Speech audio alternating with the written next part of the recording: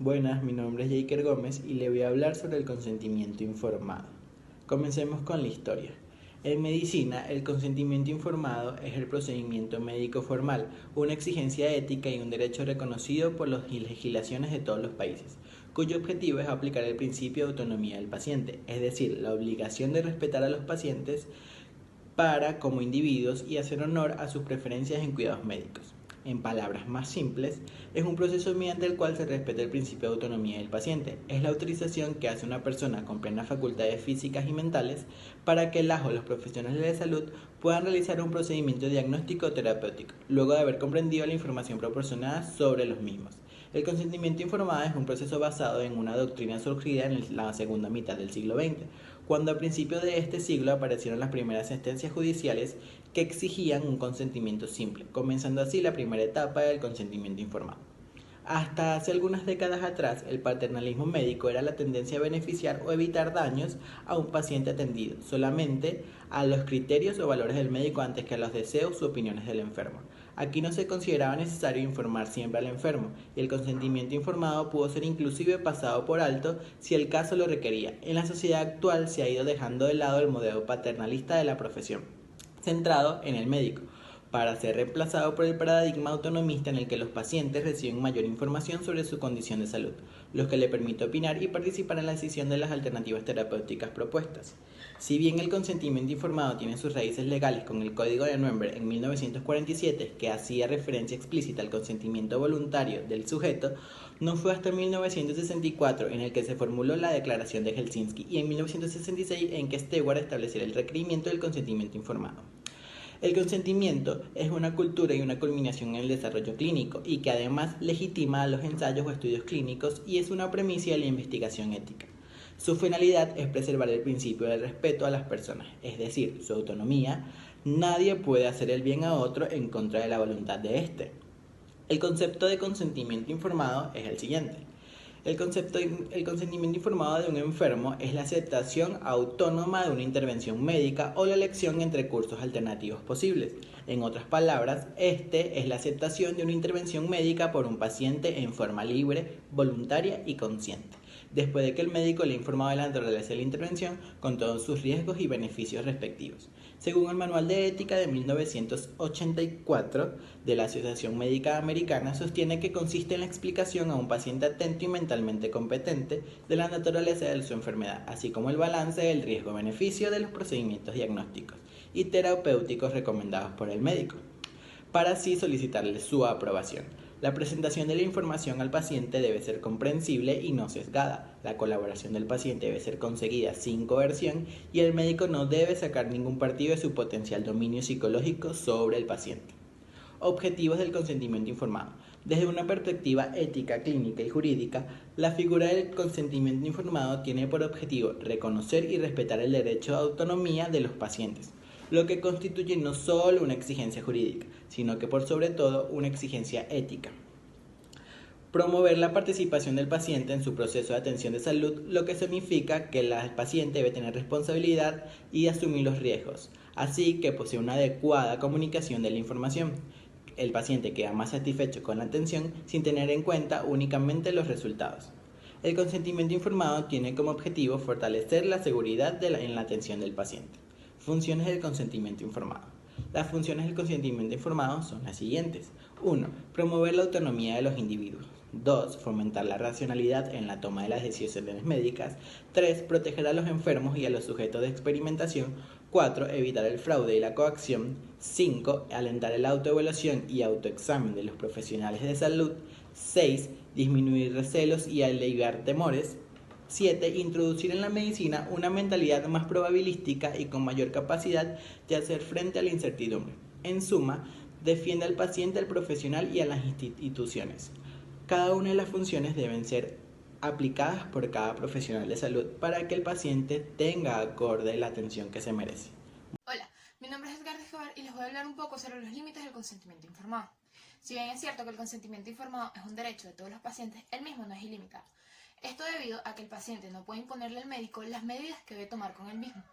Es por esto que la profesión médica, en conjunto con la sociedad, han determinado una serie de normas o restricciones que debemos cumplir para que el paciente pueda tomar una decisión acertada sobre cómo quiere continuar su tratamiento o rehabilitación. Los médicos no tienen la obligación de realizar ninguna intervención dañina para el enfermo o que sea médicamente inútil.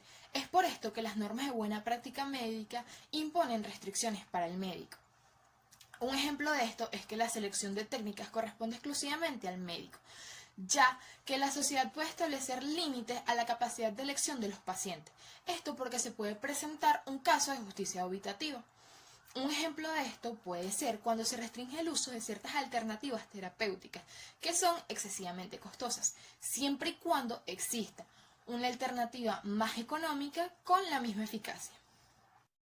Lleva a lo que son los elementos del consentimiento informado.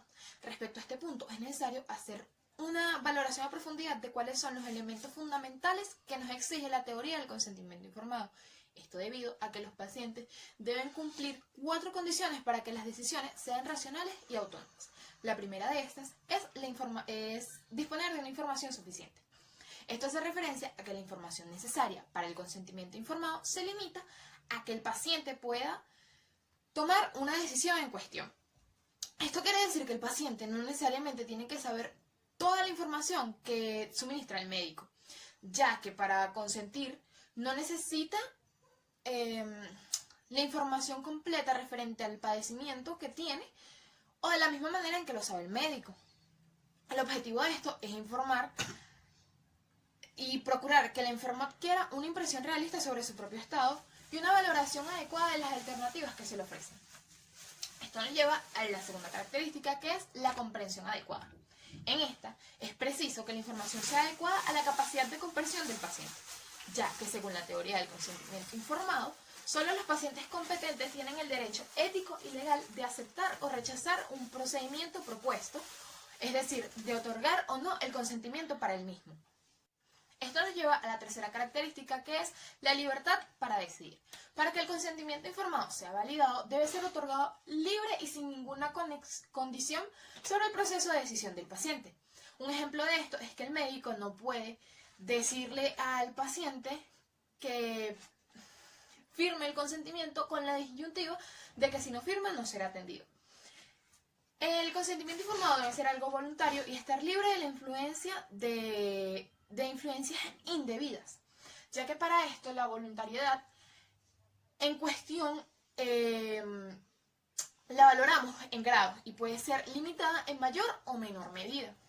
Cuando hablamos de esta en el contexto de la medicina, decimos que es un acto mediante el cual el individuo libre ejerce su autodeterminación al autorizar cualquier intervención médica para sí mismo, en forma de medidas preventivas, tratamientos, rehabilitación o de participación en alguna investigación. Eso nos lleva a la cuarta característica, que es la capacidad del paciente para decidir. Según la teoría del consentimiento informado, como lo dije anteriormente, solo los pacientes competentes tienen el derecho ético y legal de aceptar o rechazar un procedimiento propuesto, es decir, de otorgar o no el consentimiento informado.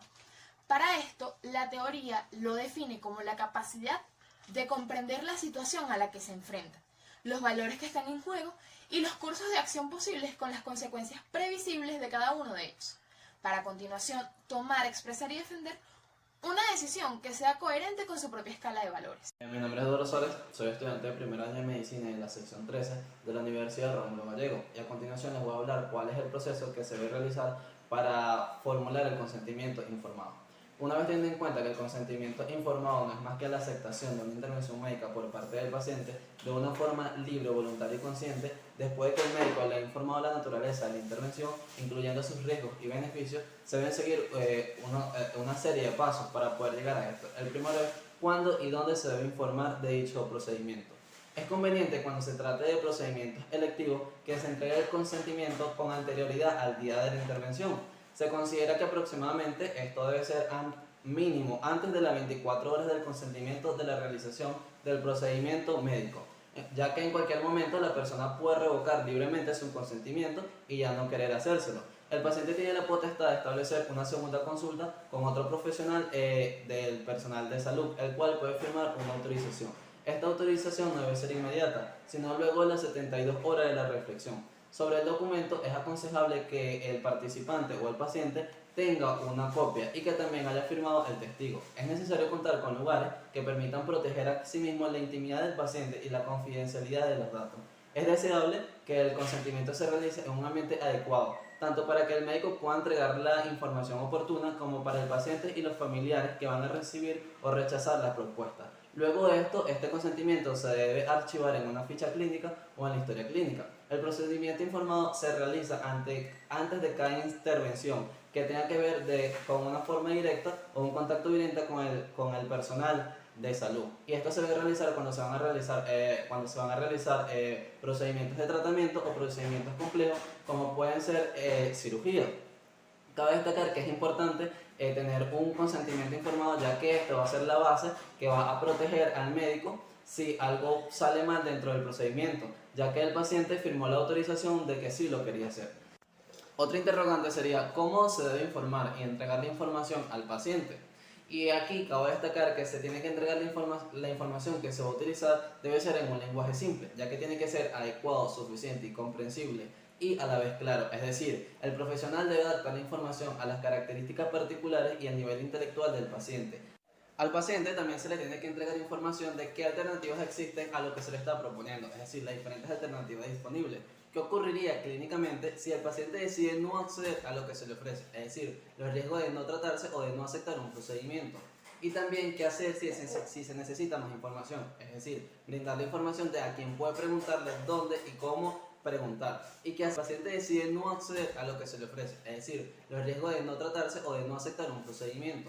Y también qué hacer si se necesita más información, es decir, brindar la información de a quién puede preguntarle, dónde y cómo preguntar. Y qué hacer si cambia de idea frente al consentimiento otorgado o rechazado. Es decir, toda esta información se le va a brindar y asimismo se le tiene que dar a conocer cuáles son los riesgos que éste puede sufrir. En cuanto a la información sobre los riesgos, es necesario que el paciente conozca todos los riesgos que estos pueden tener. Por ejemplo, los riesgos insignificantes pero de común ocurrencia. Estos deben ser claramente informados. Los riesgos de escasa ocurrencia no es necesario que se informen, sin embargo, puede que algunos médicos pretendan informarlo. Los riesgos de gravedad y de común ocurrencia deben ser explicados de una forma detallada y los riesgos de gravedad pero de escasa ocurrencia algunas veces no se informan. Sin embargo, hay médicos que sí lo deben informar, pero sin causar temores ni quitar las esperanzas.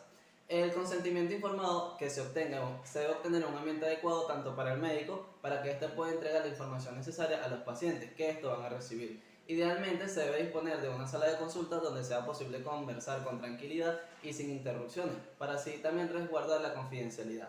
Existen excepciones para la obtención del consentimiento informado.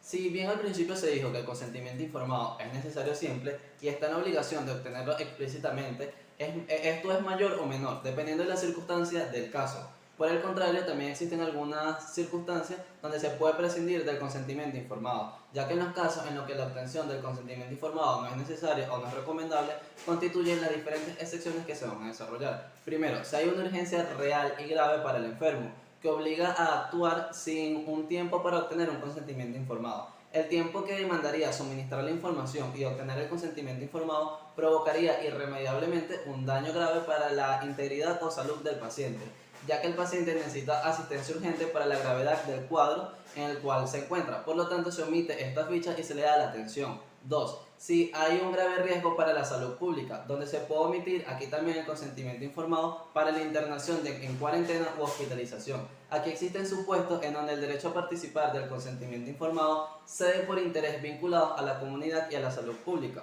3. Si hay un imperativo legal o judicial, es decir, en los casos que representan un peligro para la salud pública. Así se justifica la obligación para ciertas pruebas diagnósticas, vacunaciones y tratamientos forzosos. 4. Si los pacientes son incapaces para decidir que no puede otorgar un consentimiento válido. Sin embargo, la capacidad admite diferentes grados. Un mismo paciente puede ser capaz para decidir ciertas cosas y no serlo en otras. De modo que cuando más trasciende o verlo en otra. De modo que cuando más trasciende o más delicada se ve mayor la decisión, mayor debe ser el nivel de la capacidad exigible. Cuando el paciente no está capacitado, corresponde a sus familiares o a las personas más allegadas, los cuales van a ser el responsable legal para conseguir el consentimiento informado. 5. Un privilegio terapéutico, es decir, que es esto que se esté realizando un procedimiento para obtener ciertos beneficios, donde un médico puede ocultar la información a un paciente si tiene la firme certeza de que su revelación le produciría un daño psicológico grave en este caso. Cabe destacar que esto está en una tela de juicio, ya que deben ser rigurosamente justificadas para no caer en situaciones difíciles. 6.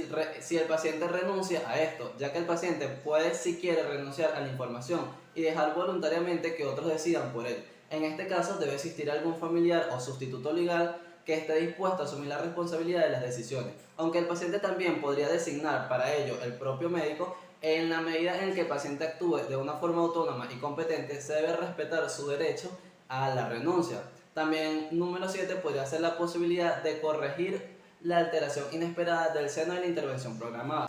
Esto fue lo que yo quería explicar. La verdad es la afirmación de algo que corresponde con la realidad. Se hace interesante definir y clasificar este término, ya que varía de acuerdo a la conducta, al juicio o a la realidad del ser, ya que la verdad es una propiedad de las cosas y del entendimiento humano. Algo es verdadero cuando se da en la realidad, cuando sucede o sencillamente se cumple.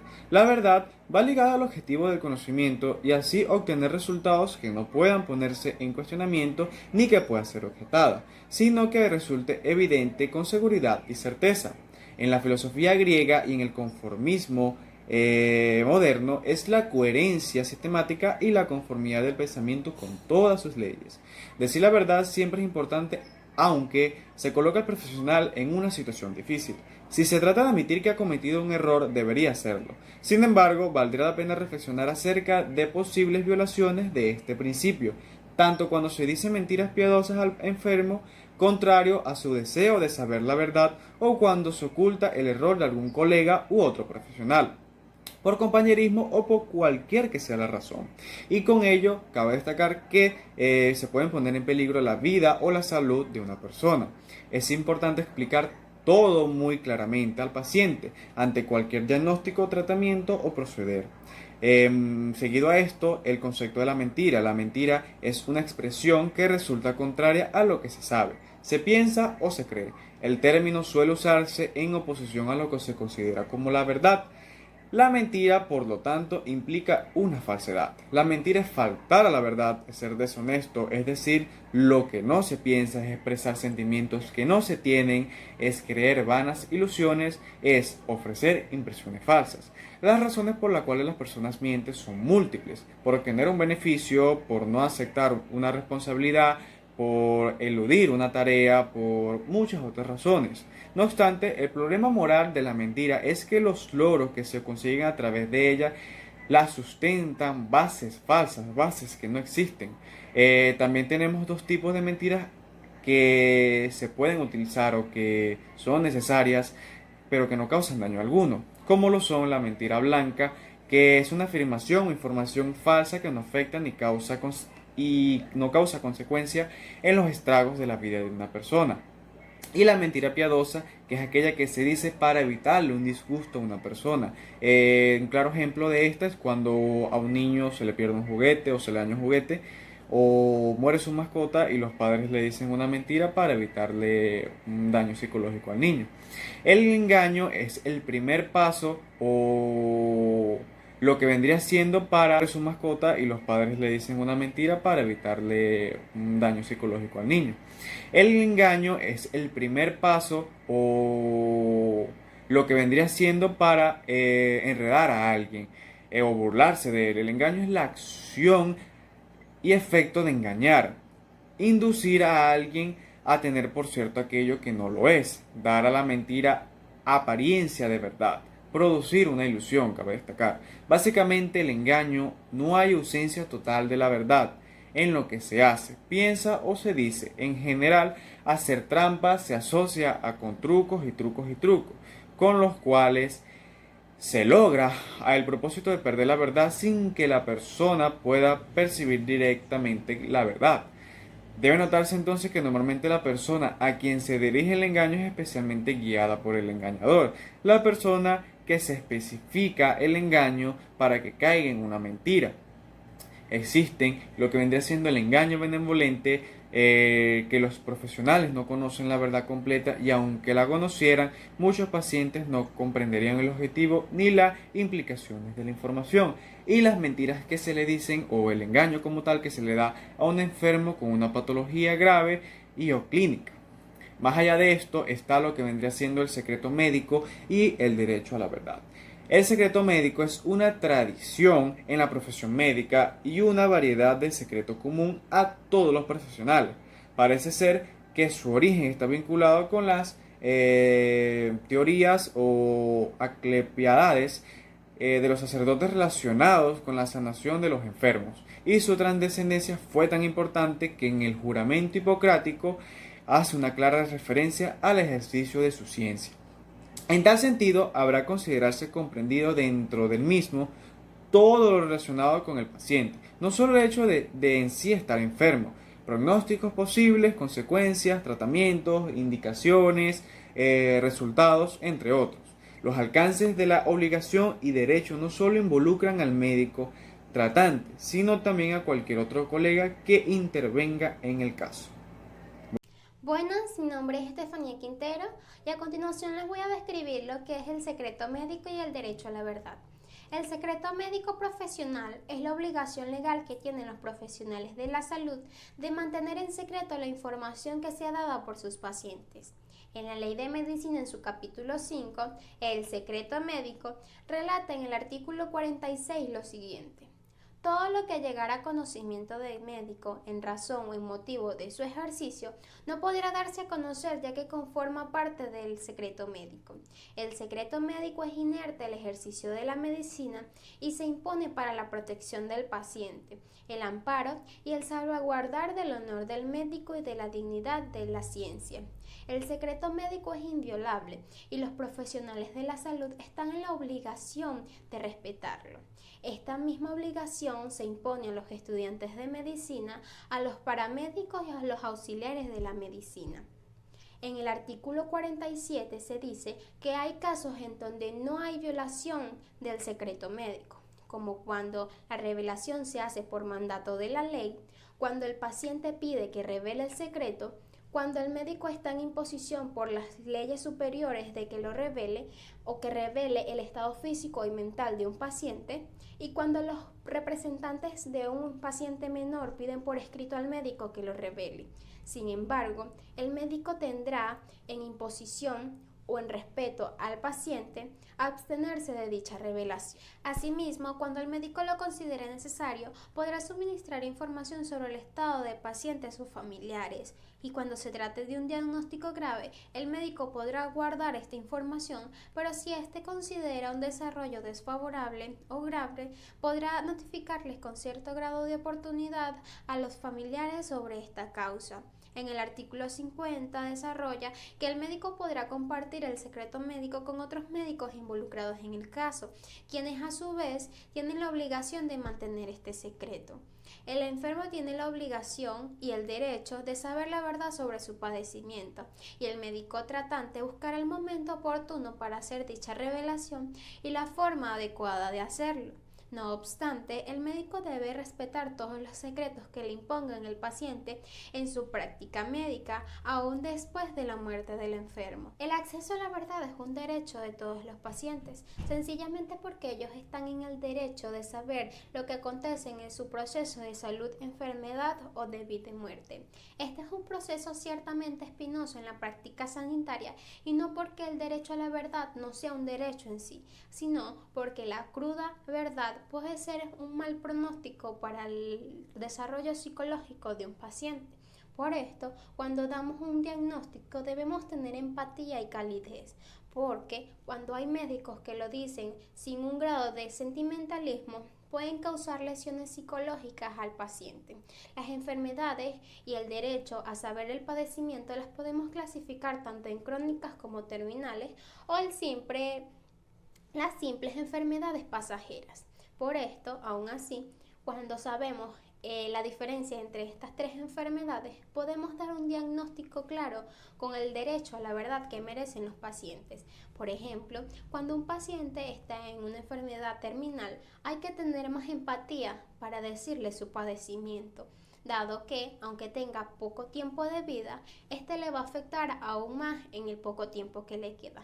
Por esto, desde un punto de vista bioético, hay que tener cierto grado de empatía y ponernos en el lugar del paciente a la hora de dar nuestra reseña médica o el diagnóstico del mismo. Gracias. Modelos de la relación médico-paciente. Existen 4 modelos conocidos por diversos autores. El primer modelo es el modelo paternalista, que es donde el médico se convierte en el tutor del paciente, debido a que éste padece una enfermedad que no lo deja tomar una decisión con respecto a su vida o su muerte. En este, el médico toma las decisiones por él mismo, siempre y cuando poniendo sus necesidades, es decir, las del paciente, por encima de las propias. El segundo modelo es el modelo informativo, que es donde el médico tiene la obligación de informarle con lujo de detalles todas las opciones que tiene el paciente para que éste tome una decisión. Este modelo también es llamado el modelo científico, ya que la única función del médico es informarle al paciente todo lo que él quiera saber. El tercer modelo es el modelo interpretativo, que es donde el médico actúa como un consejero para el paciente. En este modelo le informa de sus opciones al paciente y éste tiene la capacidad de elegir cuál de estas opciones tomar con respecto a su condición de salud. El último y cuarto modelo es el deliberativo. Es acá donde el paciente establece una relación con el médico, puede decirse como de amistad, en donde éste lo aconseja y lo orienta hacia cuál podría ser la mejor decisión acerca de su salud, ya que éste, además de actuar como informante, consejero, ayuda al paciente a tomar la decisión que más le favorezca en el ámbito. Según lo expuesto anteriormente, el modelo que mejor se ajusta a la relación médico-paciente es el modelo deliberativo, debido a que este permite crear una relación interpersonal con el paciente sin propasar la dignidad humana de cada ser. El derecho del paciente a la verdad. El acceso a la verdad es un derecho de todos los pacientes, ya que cada persona tiene derecho a decidir con apoyo y conocimiento de causa sobre aspectos tan importantes de su vida como el proceso de salud, enfermedad o de vida o muerte. Para ser fieles a la verdad deben seguirse al menos estas 2 condiciones: informar al paciente de todo lo que quiera saber y todo lo que quiera saber sobre su verdad objetiva, y ofertarle una garantía de soporte adecuada ante la fragilidad que supone la enfermedad y la fase terminal. Un médico o cualquier otro profesional que ante un pronóstico fatal se empeñe en informar de todo, independientemente de lo que desee el paciente, y además luego se aleje de tan dolorosa realidad, está faltando a la verdad y cayendo en el cada día más habitual encarnizamiento informativo. Por otro lado, el enfermo también tiene derecho a rechazar la información diagnóstica o pronóstica y el apoyo solidario y afectivo de profesionales, pero para que haya un rechazo debe haber oferta. Y esta oferta es una responsabilidad ética de todos los profesionales desde el momento en que empiezan a intervenir en su atención. Existen ocasiones donde es aceptable como mal menor saltarnos el principio moral de decir la verdad, cuando se prevé riesgos o consecuencias peores para el paciente que el hecho de transmitirle información sobre su realidad. Ahora bien, este criterio debe contemplar al menos 6 condiciones. Podrá hacerse para una información concreta y no para todo el proceso. El perjuicio por dar la información ha de ser muy probable y estimado como muy grave. La información que se dé debe ser completamente cierta. Debe ser de manera excepcional y no debe considerarse como normativo. El profesional que quiera aplicar la excepción debe cargar con la prueba y justificar públicamente por qué lo hace, dejando constancia en la historia clínica. Y por último, aquel que decida aplicar la excepción se compromete a buscar las herramientas necesarias para revertir las circunstancias que han justificado dicho proceso.